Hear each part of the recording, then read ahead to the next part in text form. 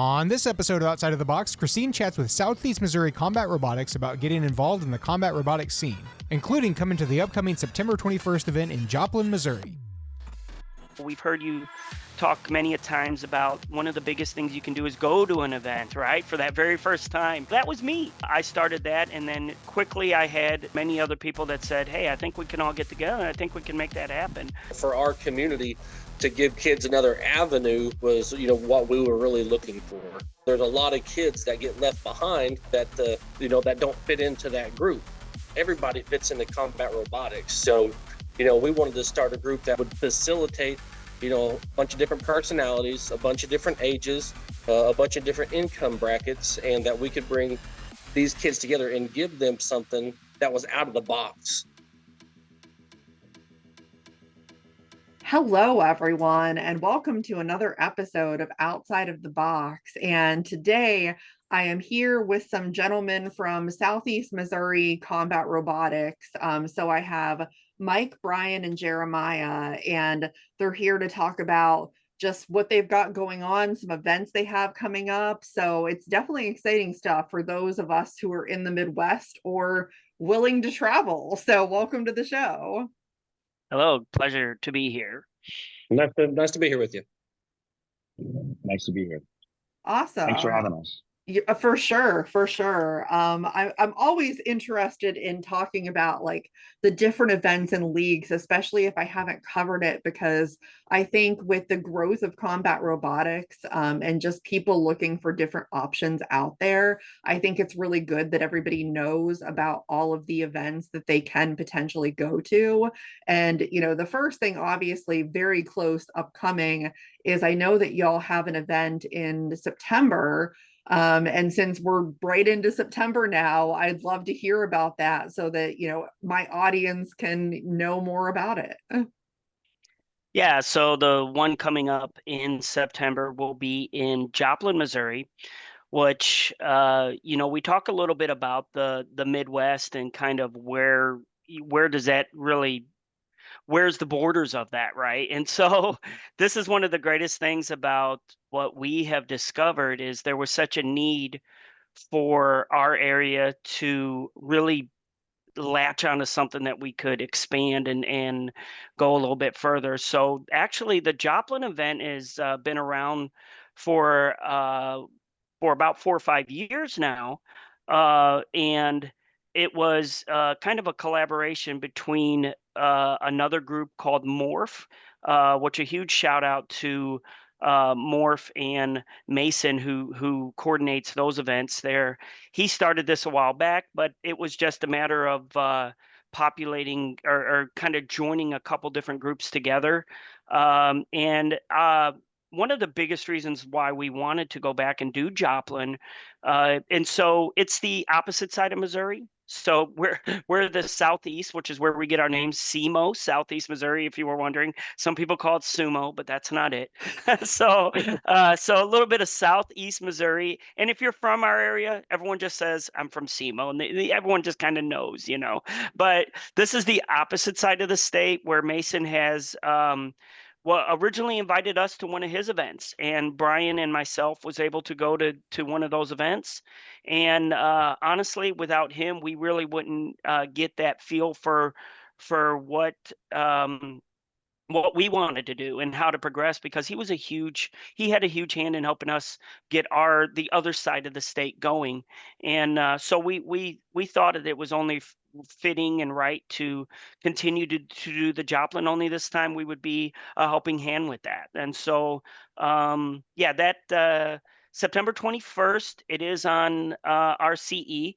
And that robot, we're going to be doing just ant weights. And that is because, and I'll get into some of this later on, one of been not necessarily our successes, but one of the focuses of us is how to expand beyond some of these smaller events that's going. And the reason why we want to go beyond that a little bit in combat robotics for everybody, for all EOs and everybody that's interested in doing it, which we could touch on a little later. But this one will be in a school. And so they literally are taking their science classroom, which is a little bit larger classroom because we couldn't get the gym. So we're kind of limited on some of the footprint as to what we can do. But so that is going to be one of our smaller events, but we're excited to do that one and get going. And I think Brian, you went that with me last year with that one, correct? Correct. Yeah, Yeah. Josiah and I, that was Josiah's favorite event so far. He really enjoyed Joplin. He made some good friends while he was there.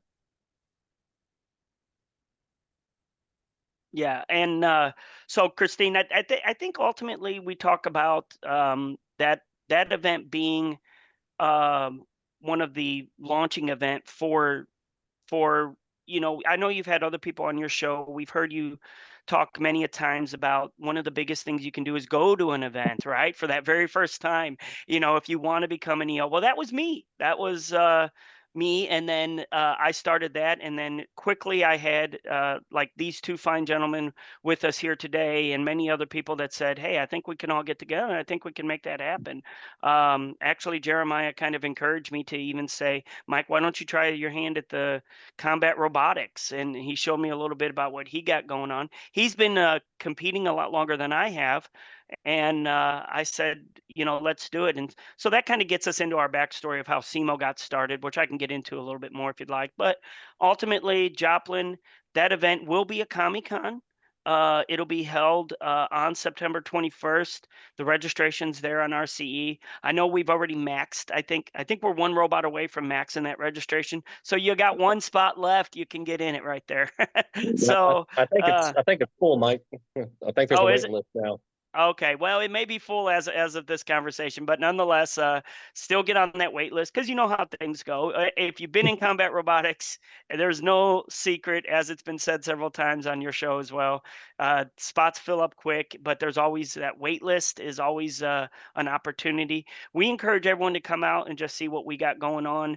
And then, yeah, we do have another event coming up, but uh, ultimately, it's kind of where we started to where we are now that I think is one of the things that SEMO Combat Robotics has kind of taken a lot of data from a lot of other EOs. I didn't just start this, just going into it. It was and Brian can tell you about the very first class that we had. It was in a library, which you would never imagine, right? But we're from a small town, 2,000 people or less in that town, and Brian is actually in a neighboring town. Even Brian, what's the population where you are there?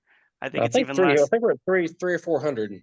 300 or 400. So yeah, so you get even smaller there, but we didn't let that hold us back. We really wanted to go beyond those borders, and I could just kind of tell you a little bit about how we got into that, if you'd like to there.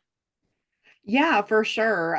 Because I think, like, you brought up a lot of good points too. I mean, collaboration is a huge thing, especially when like trying to grow and trying to organize events. And I know we're just coming off of the heels of a big MRCA collaboration that just happened over the past weekend. And I think that's really like indicative of where the sport is going, trying to do these bigger events with multiple groups kind of coming together to pull that off. So if you want to talk a little bit about that as well as how your group got started, because that's how it does start. It's like, there's this league and then you kind of get information from them. So please kind of get into that.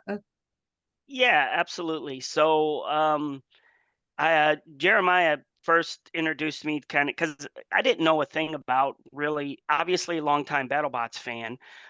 We were like so many when, if we couldn't be by the television at 7 o'clock, we were recording it, So, and that was something that my wife and I said, hey, this is, we got plans on Thursday night. That's what we did because and I think that altogether that was something that brought families together, and so progressing the sport in a way that we could reach families all together, not just individuals. So I did announcing for a long time for so many different events like lawnmower racing and derby and rodeo, and I kind of spearheaded a lot of our fair events local. But I wanted to bring something different to the community that, let's face it, that appealed toward an interest of people that didn't want to be part of the athletic side of things, because you're in a small town, so you don't get to do that many different things. But or Basketball and baseball, take your pick.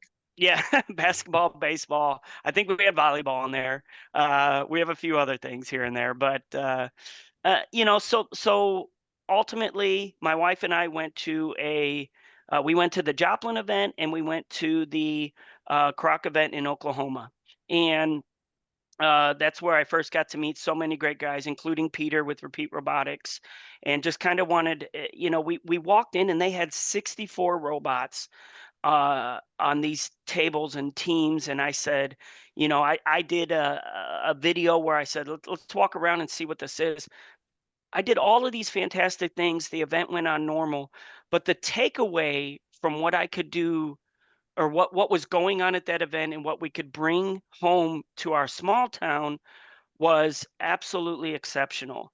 I often tell this story to so many people, especially when they ask how we got started. I'll never forget my wife's first fight. I built two ant weight robots, and they were two like a finger tech. They were the Viper, and I made hers a flipper. And she fought against a 15-year-old man a 15-year-old young man that she happened to beat. And then as the fight went on, my first fight was against a 63-year-old couple who happened to beat me. And then as it went on, we happened to re-challenge. And then Amanda, my wife, then fought against another young lady. And there was just this huge eye opener that said, it doesn't matter who's behind that control. That doesn't, there's no single pinpoint to who can and who cannot. So now we just have to be able to introduce the how part, right? Because the who doesn't matter. And so that was the very next step. So we quickly came home and I put a ad out on Facebook where I started. Actually, the original name wasn't SEMO Combat Robotics. It was actually just Ripley County. That was our little county. But we had so much interest that we quickly, in less than 3 days, had to change the name to SEMO because that covers a whole region. And so that's kind of how we got that little bit of name change. And I did a PowerPoint presentation on what combat robotics is. And everything's a build. It's a ladder that we keep climbing, right? So from there, Brian came to that first meeting, him and Cy.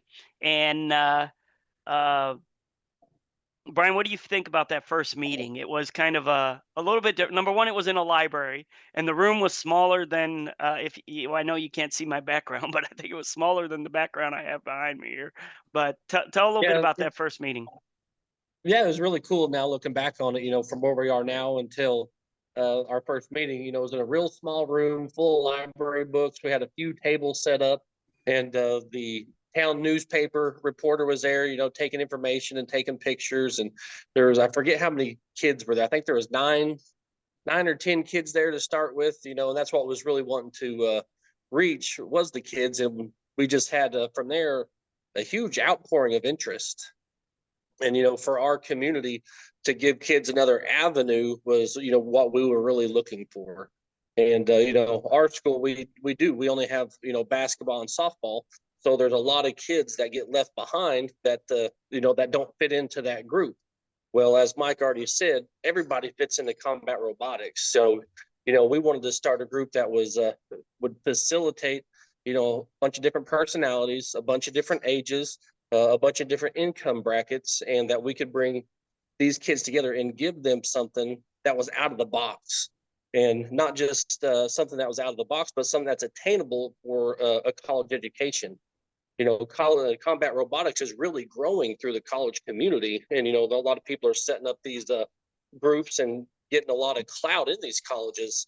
And so they have a lot better opportunity going to college for combat robotics than they do basketball or softball or baseball.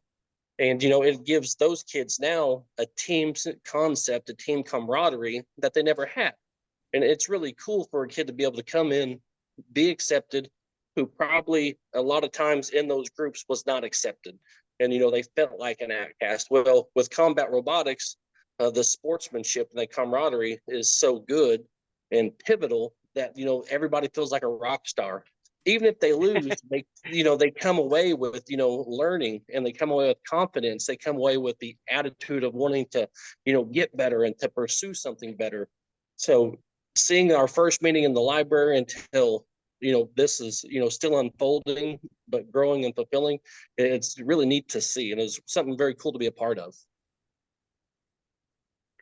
Yeah, and I think there's a lot to be said, like Brian said, is that give them we talked about personalities, that come in. There's so many stories that I could tell you about um individuals that's even within our group that I got to know on a basis that I wouldn't get to know otherwise. And that was only, and that they did things outside of school, and they couldn't pick any other activities that the school had going on. So this was that other activity. We've had some come into our meetings. Brian can tell you that, we would go around the room and introduce themselves, and which I'm not going to share some of that stuff, but some of it would say, wow, we're honored to have you here. We're honored for you to be a part of the meeting.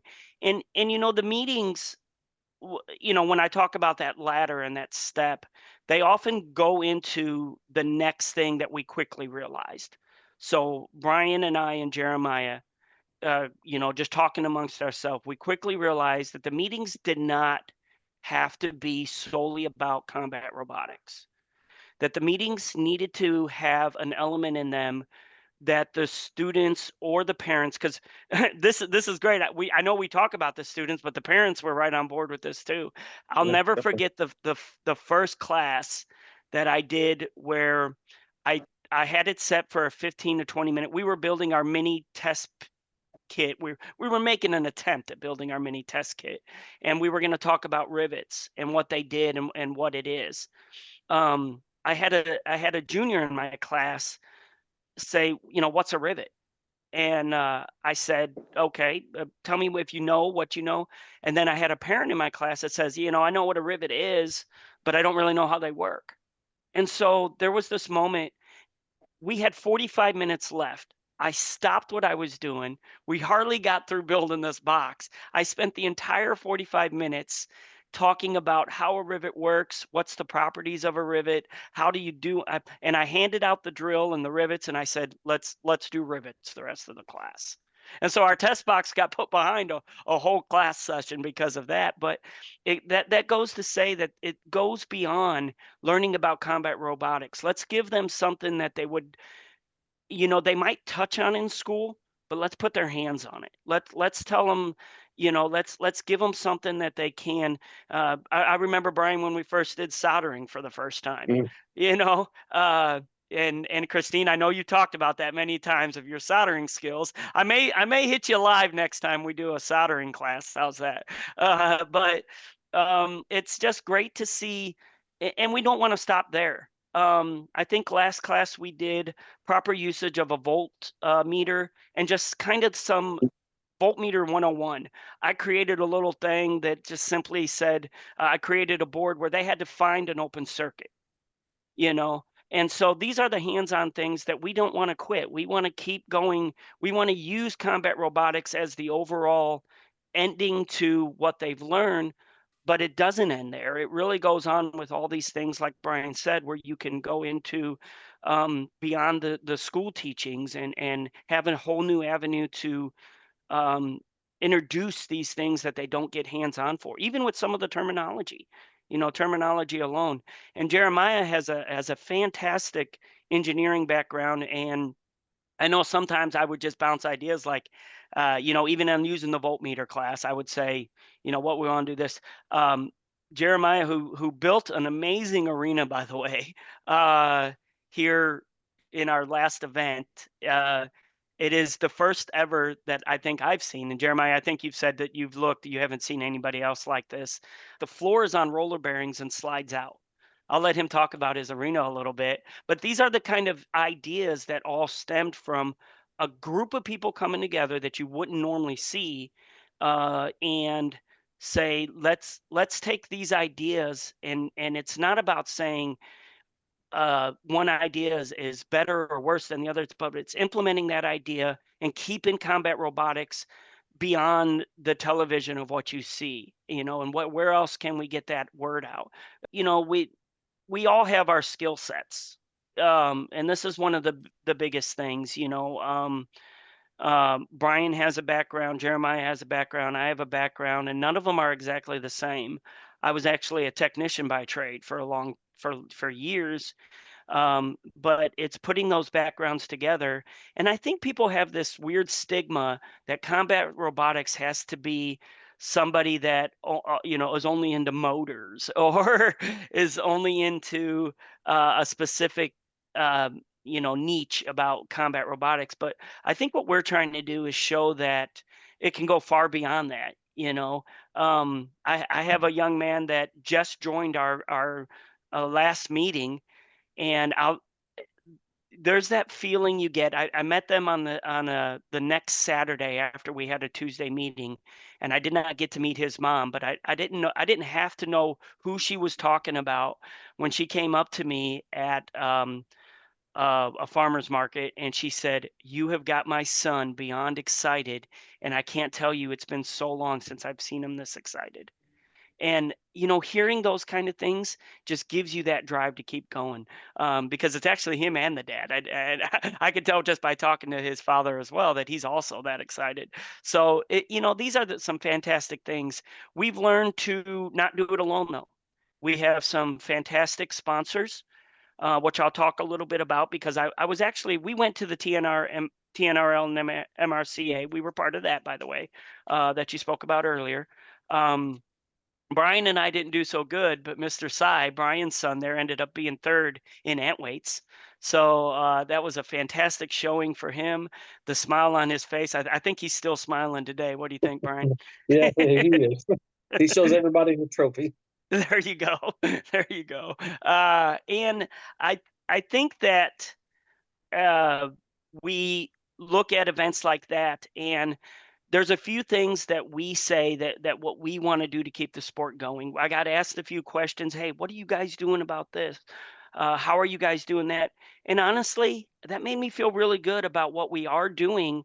But I can't help but to say that whatever I can do to make other people want to do that same thing, because if it's working, I say if more and more clubs are doing this, then this is what we need to continue to progress the sport, because it can't be just us. There's so many other people that face challenges with, how to get involved, what to do, what it starts, or what starts, and what gives you that next step of that ladder that I'm talking about there.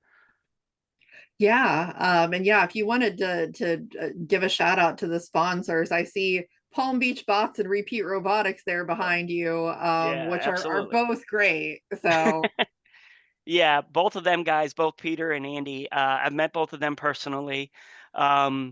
It took me a little bit to understand the sport, okay? But with people like them who have done this for so long, and I can't remember what show. You had a show recently back where I think you had Kyle on there from um, Maximum Effort Robotics there, yeah. and I know Kyle's mentioned my name, but I wanted to say, it's, hey, tell me how you guys got started. Or Andy has said, hey, Mike, I met with Andy in Florida one time, and we took the time just to talk about what is the next step, right? And what do we do going forward? What is his input?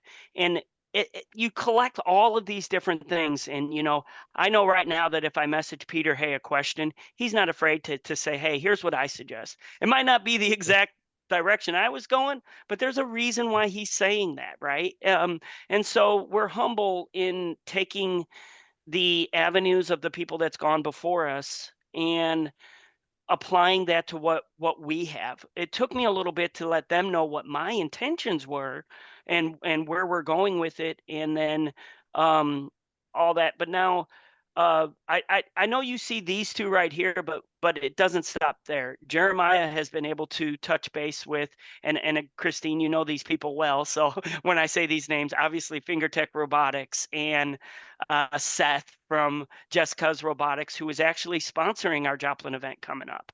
And so we've been able to lean on these people. I'm gonna say it that way. I'm gonna say we've been able to lean on these people for their support, and say and let them know that there's an understanding as to what we want to do to keep that sport going. Yeah, Yeah, and those 100%. and they all, yes, they sell products, but they're so much more than a product line. They're there. I just talked with Andy. Andy's very good about reaching out. You email Andy, he's going to email you back. And just yesterday, I talked to Peter from Repeat Robotics for 30 minutes about tip speed and things to help beater bars. And they're much more than what they sell. They're a whole plethora of knowledge, and they share it freely. They're not trying to hold anything back. They're not trying to push their product over somebody else's. It's just that they work together holistically and make the sport better. And it goes back to what I was saying about sportsmanship. FingerTech, Palm Beach, Repeat Robotics. Yeah, they're all in competition selling things and selling parts to us, but they do it with great sportsmanship, with great humility, and it's all about the sport and it's not about the product to them, is how it seems.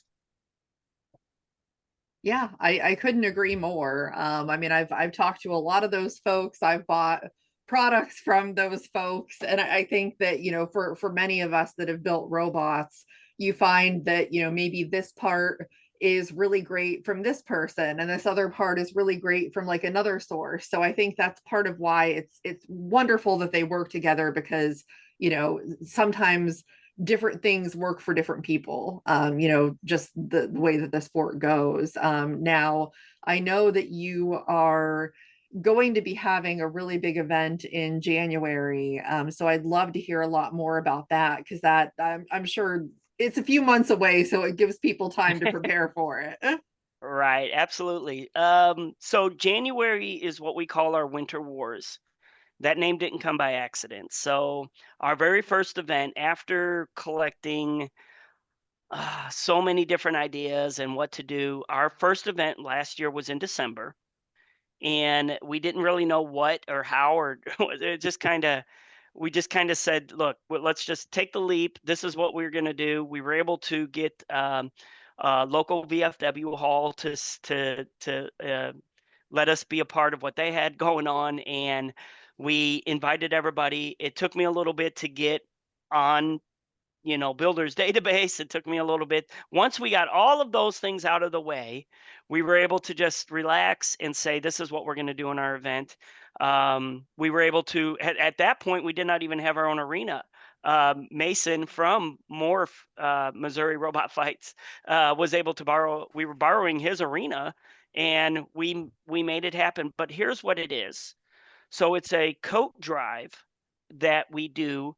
On average, our small community hosts about, or host we host a coat drive every year where we give away about 400 coats for our area. Now, I don't know if you're in a bigger city, that number might not be big, but 400 is a whole bunch for us. So, and we say coat drive, but that's not not really indicative of what we're doing, because it's anything to keep them warm. So socks, underwear, scarves, hats, gloves, you name it. So we fill 400 trash bags full of winter items, and those get handed out. Every kid that gets a bag, on the beginning, at the top of the bag, there will be a invitation for them to go straight from the coat drive over to the robot fights.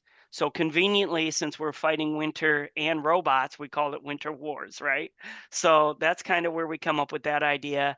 And when you're in a small town, you have to consider if there's something else going on. You can't do two major events at one time in a small town, because you just would not have the support for everybody being there. So this is our way of putting those two together.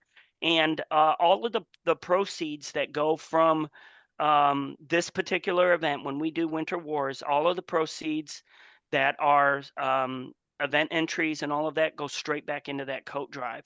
And so that's where we're doing something a little different, because we want to go hand in hand with those kind of things. One of the biggest questions that I asked, or that I get asked from this, is how do you gain those sponsors and stuff like that? Which I think I can get into that a little bit, because actually that question was asked to me twice during the MRCA and TNRL event. So and when you're part of a small community, I think that from all the EOs that I've spoke with or sent messages with, I think there's kind of this fear to go outside of something other than robotics to say, would you be willing to help what we have going on? And so the code drive kind of helps that as well. So last year we were sponsored by Home Depot, Tractor Supply, a lot of our local shops, Bluff Power Sports, which is a power sports. And so what we did is we didn't ask for a value. What we asked for was something that it took to put on the event for them to sponsor that. For example, Bluff Power Sports themselves sponsored all of our banners. And we knew we were going to want to get the word out and get the banners out. So we didn't ask for, hey, you give us X amount of dollars and we're going to put it towards that. We said, if you sponsor the banners and if you need us to design, we'll design. And my daughter, who is fantastic at all of these different logos you see, like our logo and even this background, is all made by my own daughter, who was able to again, this is just another person who says, I'm helping to make a bigger picture for a bigger purpose. And so that's where it goes way beyond combat robotics. And so they sponsored all of our banners. We had Home Depot sponsored several pieces of our Lexan. Is that right, Brian? I think Menards Yes. was also part of that. I don't know. Do you have a Menards up by? This is where you don't know who has that now. But Menards is another home store like Lowe's or Home Depot. Tractor Supply. We've had our local tire shops. All of these individuals, we could not have done it without them. So don't be afraid to reach out to them and tell them what you got going on and how they can help you. Be that kind of go-getter. One thing that helped is we actually made a sponsor sheet that kind of outlined what we were looking for, and that it wasn't necessarily say, hey, we want X amount of dollars. This is what the need is. If you can help here, let us know. And I think that works a lot better than saying, hey, how much money do you have for us, right? Because that's, no sponsor wants to, they want to know how they can help also. We pay all of our sponsors back in several unique ways, especially with giveaways and trivia questions about the sponsor and all of that. And so those are some other concepts that we use to gain that. But Winter Wars itself, by the way, it is on, I guess I should probably say this, right? It is also on Robot Combat Events. It is January 11th. I want to make sure, it's a little ways away. I'm looking to make sure, because I know we had to secure. Yes, so that is going to be on January. Actually, the date should be right below you, right? January 11th, right there. 11. It is going to be in our hometown, so this one is going to be where we're not traveling. We have a venue kind of secured for this already. This one is going to be a little bit different than some of our other events, which is one of the things, Christine, I kind of wanted to touch on. And Brian, I think, can also chime in on this. If you're looking to be part of combat robotics, or you're that EO that doesn't know what to do or exactly about what's going on, I know it's been said several times, go to the events, ask. This is one of the biggest things I could tell a lot of the other EOs. Don't be afraid to do events where you're not only inviting teams that are already established robotic teams. Don't be afraid to piggyback off of other types of events. I'll give you one of the best examples. In order to gain some of the interest in our little group, we set up our test box at a farmer's market. And we made flyers and said, this is what we got going on. This is when classes are. And of course, we let the kids play with the robots, or anybody that wanted to at the farmer's market. And we were able to talk to them a little bit about that. And this is something that Brian and I has talked about before, is that all of the events, we tend to want to progress the sport, right? So in order to progress that, you got to reach a individuals that aren't necessarily only or individuals that aren't already involved, right? So we're not big Discord fans. Or no, let me rephrase that. It's not that I'm not a big Discord fan. It's just I'd have to relearn it all over again. We have a Discord. We have a YouTube. We don't mind reaching out. But Brian, I think, how did you see the Facebook grow since you've been involved? Oh yeah, so once Mike launched the Facebook, I mean, it grew quick. I mean, we had like 150, members following it in just no time, and it continues to grow. And that was kind of the rocket ship that helped, spread the word. And that's how the word got out of Ripley County, and other people from surrounding counties and the surrounding areas like, hey, we're not from Ripley County. Can we join your group too? And we had a bunch of that. So that's when Mike changed the name to SEMO Combat Robotics. And so that was really the catalyst to, help get our name out there. But I do want to hit on the sponsors real quick while I got you. Another really cool thing that we do for the sponsorships is that we come from a very underserved community, and where Mike lives, that school, they're like 73%, free and reduced lunch. So we come from a very poor community. So one of the hurdles that we have to overcome is to be able to get bots in kids' hands that their family just can't afford it right now. And, we're on hard times. So that's been a challenge. So what we've done is, we've went to people and be like, hey, would you sponsor a robot for a kid? And we had a local organization, and they bought 2 bots for 2 kids here this, past week. It was the Reese Ainley Foundation. And that we had that happen last time we had a fight as well. So that's some new avenue that we're trying to go to. Not only can they sponsor the event, but they can actually sponsor a kid to have a robot. And so when you tell them that, they actually get pretty excited about that. You can show them a video about, what the kid will be doing. And, now they have some buy-in, like they want to help a kid get a robot and to be able to do that. So that was another thing with the fundraising that seemed to really help, and that a lot of sponsors enjoy doing. Yeah, that's really awesome. Because I mean, again, like you said, not everybody can afford to buy a kit or, build a robot from scratch. And so we have to find ways to allow, everybody to be able to participate, even if they, don't have that kind of money to do that. That's pretty amazing that you're doing that. For folks who are interested in general, you mentioned Facebook. Where all can they find information on SEMO and what you're doing? Yeah, definitely. So it's SEMO, stands for Southeast Missouri. SEMO Combat Robotics on Facebook. You'll see this logo here. It's the orange logo with Missouri in the middle there. Or you could find us on YouTube.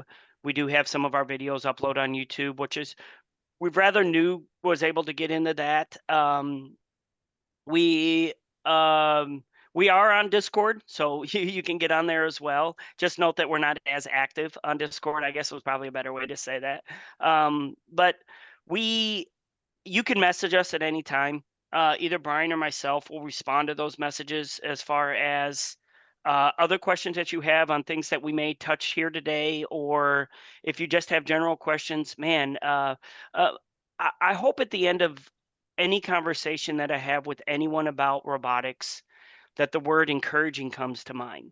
And I hope that they're encouraged by not just seeing what we have, but that they also would want to keep that ball rolling, keep moving forward, keep progressing with it. We know that we ain't had a lot of new videos to watch on TV. And so why not? Why not put the 1 pound, the 3 pound, put those classes out there? There's plenty of other content for people to watch that we can make it just as exciting.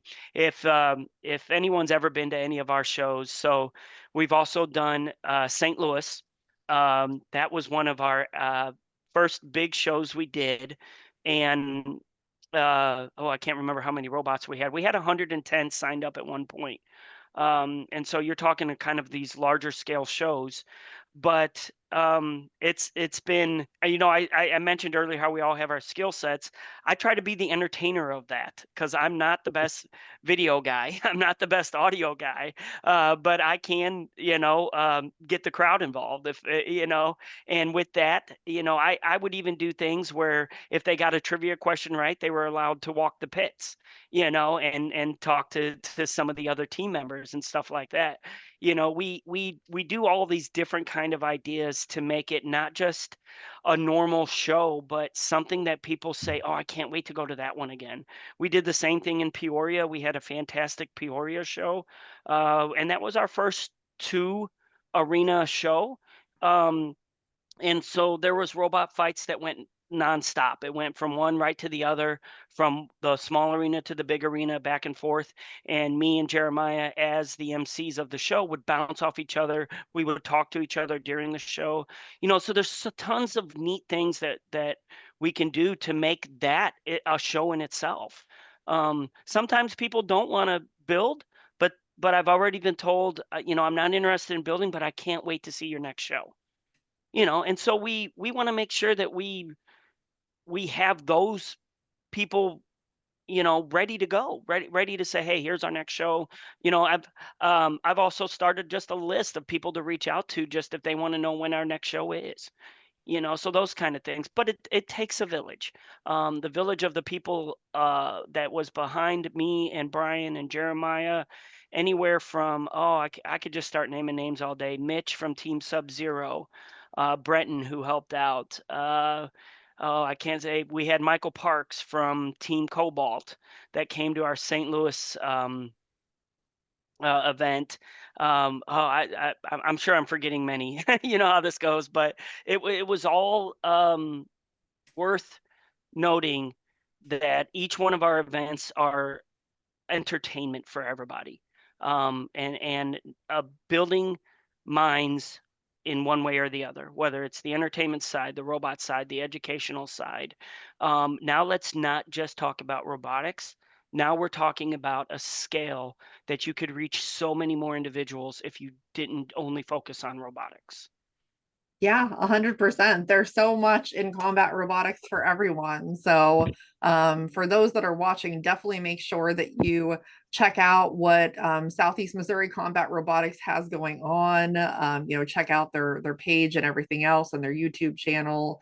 And obviously continue to follow this channel, and like, subscribe, share, comment, all of that, because, as Mike and Brian have mentioned, when one grows, like, we all grow together. So that's kind of the whole point of this. But please make sure that you continue watching, get involved, and we'll see everybody next time on the show.